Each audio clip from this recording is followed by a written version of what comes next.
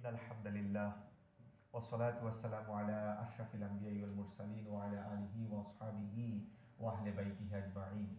My dear respected brothers in Islam, we are very lucky that Allah has granted us a month of Ramadan. The whole month of Ramadan, it is a month of rahmat. It is a month of barakat, month of maghfirat, month of najat. On the month of Ramadan, Allah Ta'ala closed the door of Jahannam and Allah Ta'ala opened the door of Jannat. Allah Ta'ala closed the shaitan. And this is a very interesting hadith. We always share to each other. I just like to remind you once again. Prophet Sallallahu Alaihi Wasallam said, those who found Ramadan in their life and they cannot getting forgiveness from Allah, they are too unlucky. Because the Ramadan, it is the greatest opportunity from Allah to us. When we do a good deeds in the outside of Ramadan, we got a reward for 10. But when we do a good deeds in the month of Ramadan, the reward goes up 70 times more, or 700, or could be more than that. Subhanallah. So it's a huge opportunity from Allah. We all know many brothers was with us for the last year, but now they are not with us anymore. They died. Many of people we know, but they are not here anymore. Who knows? Before get the next Ramadan where we are going to go. And death doesn't remind before come. Kullu nafsin za'iqatul maut. Every soul have to taste the feelings of death. When we come to this world, we maintain the chronological order. Grandfather comes, then father, then children. But when we leave the world, we don't maintain any order. Any time, any place we can die. So before you die, you need to think about like this. Look at, sometimes it is very important to think in this way. When we travel to somewhere in holiday, we prepare for everything. We got our mobile charger, we got our all passport and tickets, everything. Just for a very short period of time, we travel to different cities, different places, but we focus ourselves that everything has to be done on time. What about the hereafter journey? When we die, hereafter life, this is not a limited time. We will die and that will be for forever. So before you die, where are you going to go? We don't even think about like this. We always focus to our house. We should have a comfortable pillow, comfortable bed, nice house, everything. What about the thinking of graveyard? When we die in the graveyard, no pillows. Think about like this. Maybe 100 years ago, those people who died, they are still in their graveyard. And Allah knows until judgment day, they will never move from the graveyard. Imagine we die now. Our last destination will be in the graveyard. And the situation of graveyard, Prophet ﷺ said, it is the life of barzakh.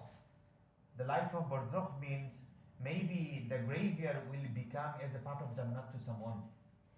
Or maybe the graveyard will become a part of Jahannam to someone.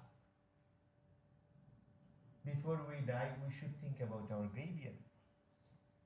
When our relative people will put us into the graveyard, after they come out 40 steps away, angel will come to our graveyard. They will ask us, first question, Mar Rabbuka, who is your Lord? Now, if I sincerely ask myself firstly, do I know enough about my Rabb? Do I know enough about my Allah? No, I don't know nothing. But if somebody asks me, tell me the function of mobile phone, tell me the function of iPhone S, something like that, I don't know that much. Alhamdulillah, we can tell from A to Z everything. So we need to understand that. This materialistic life is grabbing us like that. But that life is not staying to us for forever. We need to understand the rights of Allah, the one who created us, what Allah accepted from us. We need to understand that. Allah Ta'ala says, وَمَا خَلَقْتُ الْجِنَّ وَالْإِنسَ إِلَّا لِيَعْبُدُونَ. I have created jinn and insan just for worshipping to me. How sincere we are submitting ourselves to Allah, then we need to understand. When our boss ordering us to go to work, we on time on the work. We are very concerned about this. If we are delayed 1 day, 2 day constantly, they will sack us from the job. We are taking care most about the job.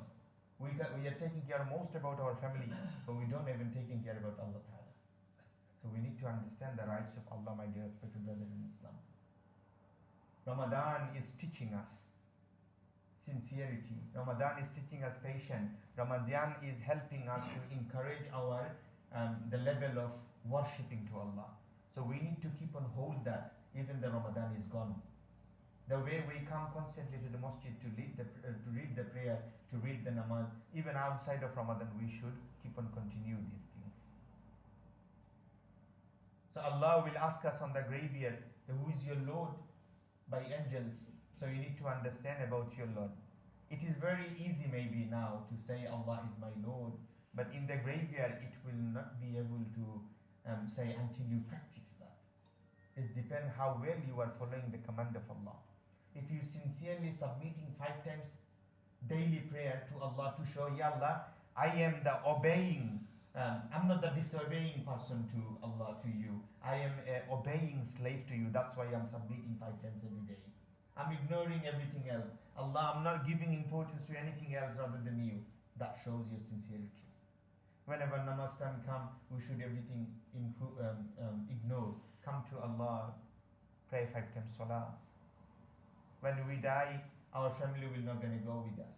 Rasulullah sallallahu alaihi wasallam said, when you die, 3 things will go till your graveyard. 2 will come out, 1 will stay. And what are the 3 things? First of all, your children. Number 2, your friends and family. Number 3, your good deeds. When you die, these 3 will go nearby your graveyard. Children will come out.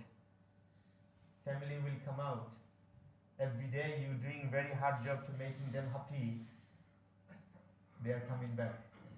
They will leave you alone into the graveyard.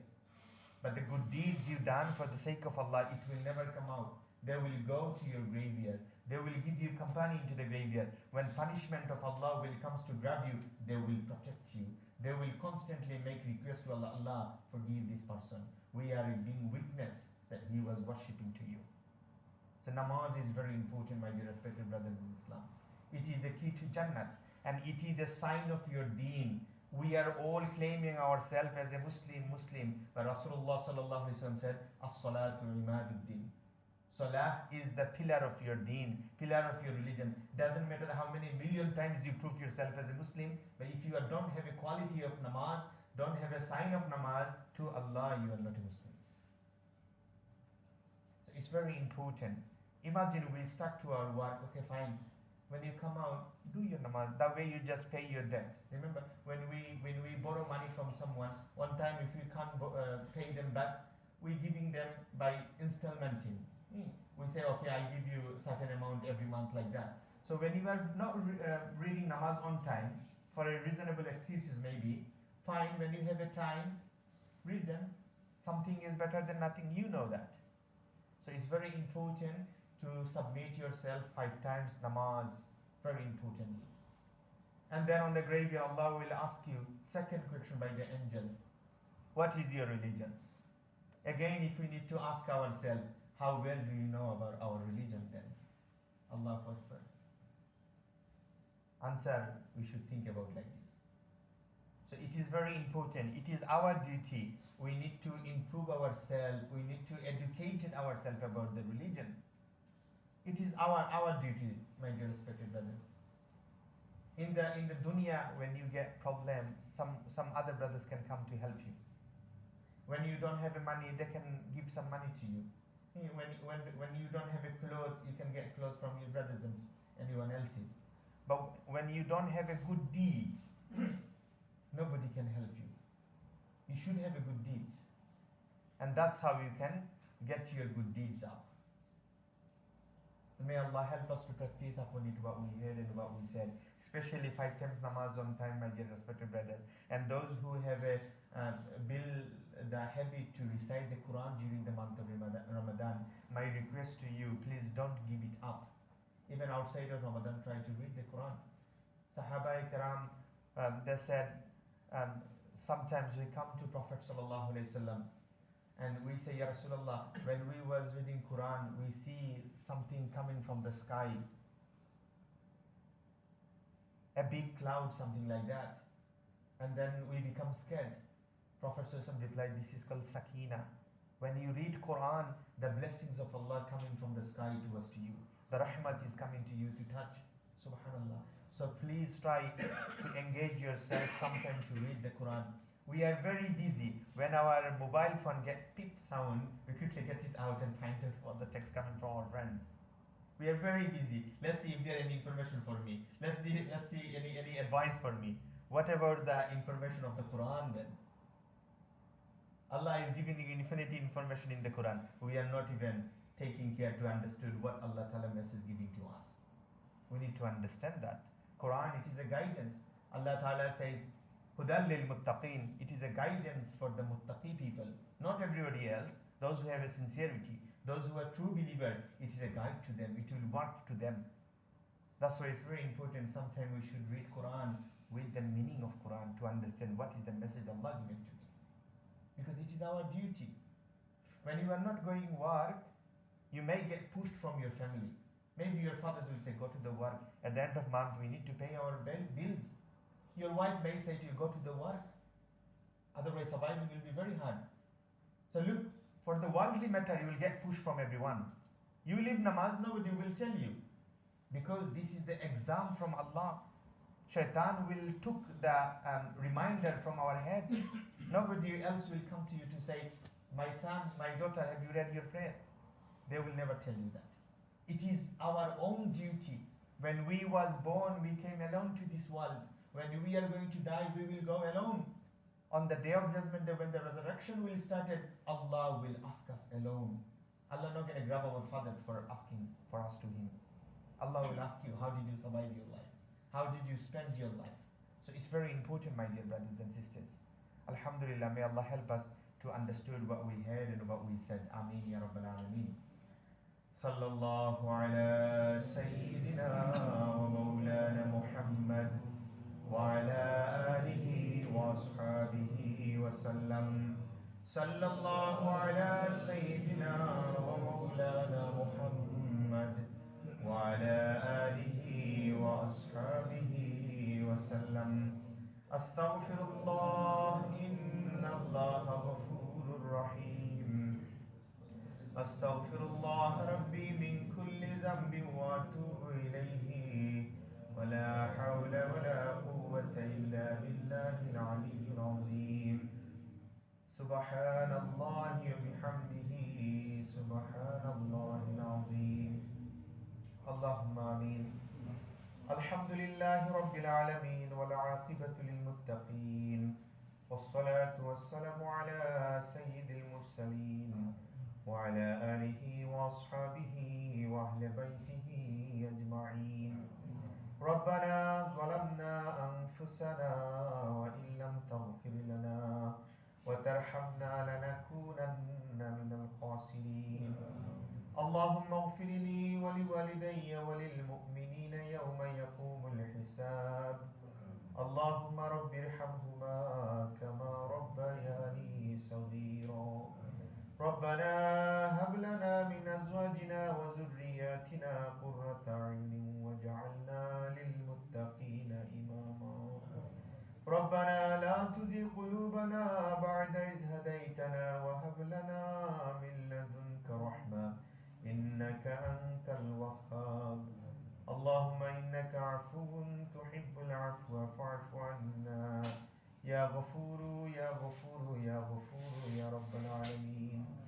واجعل آخر كلماتنا عند الموت لا إله إلا الله محمد رسول الله صلى الله عليه وسلم.